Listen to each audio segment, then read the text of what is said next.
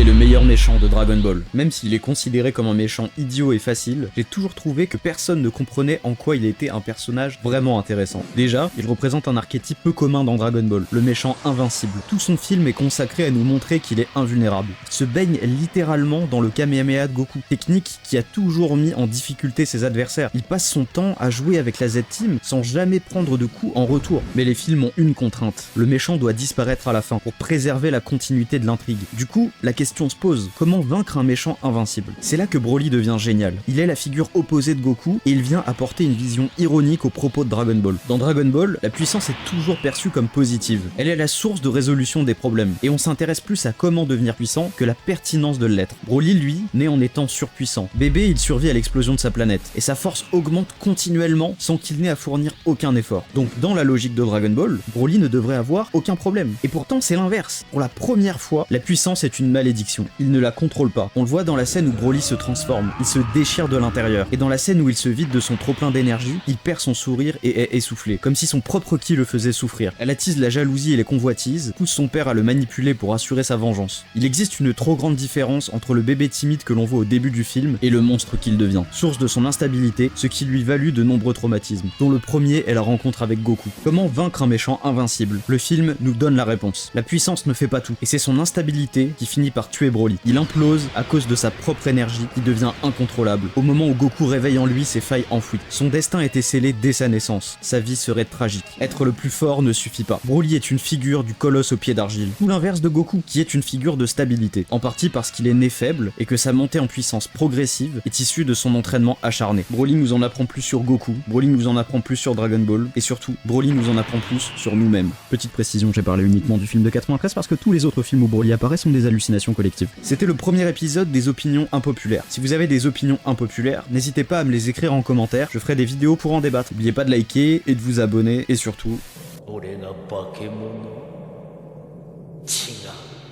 俺は悪魔だ。